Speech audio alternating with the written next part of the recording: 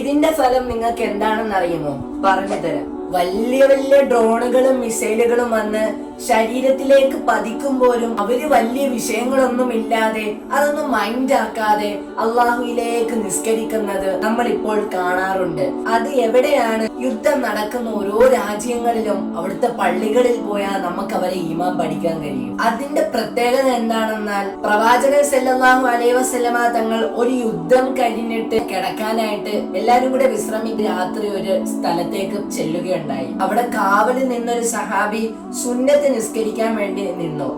സുന്നത്ത് നിസ്കരിക്കുന്ന സമയത്ത് അവിടുത്തെ ശത്രുക്കൾ അമ്പ് നീട്ടി വലിച്ച് സഹാബിയുടെ ശരീരത്തിലേക്ക് പതിക്കുന്ന ഒരു സമയം. രക്തം വാർന്നിറങ്ങിയിട്ട് പോലും വീണ്ടും വീണ്ടും അമ്പുകൾ നേരെ ശരീരത്തിലേക്ക് പതിക്കുകയാണ്.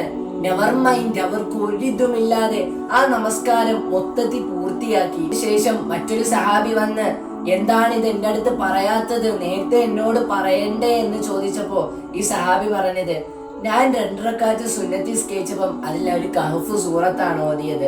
ആ കഹഫിന്റെ ഒരു മാധുര്യം കൊണ്ട് അത് മുറിക്കണ്ട എന്ന് കരുതിയാണ് ഞാൻ നമസ്കാരം പൂർത്തിയാക്കിയത് എന്ന്.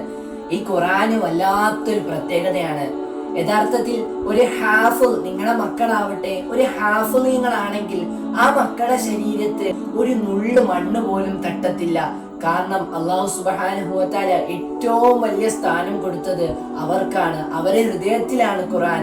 അല്ലാഹു സുബ്ഹാനഹു വ തആല ആ ഖുർആൻ പഠിക്കുവാനും നമ്മുടെ ജീവിതത്തിൽ അതിൽ പറഞ്ഞ ഓരോ കാര്യങ്ങൾ ചിട്ടയനുസരിച്ച് ചെയ്യുവാനും അല്ലാഹു നമുക്ക് ഏവർക്കും തൗഫീഖ് നൽകി അനുഗ്രഹിക്കട്ടെ. ഇതുപോലുള്ള വീഡിയോകൾ എന്നും നിങ്ങൾക്ക് വാട്സാപ്പിൽ ലഭിക്കാനായി ഈ കാണുന്ന വാട്സാപ്പ് നമ്പറിൽ മെസ്സേജ് ഇടുക. ഞങ്ങളെ വാട്സാപ്പ് ചാനലിൽ ജോയിൻ ചെയ്യാവുന്നതാണ്.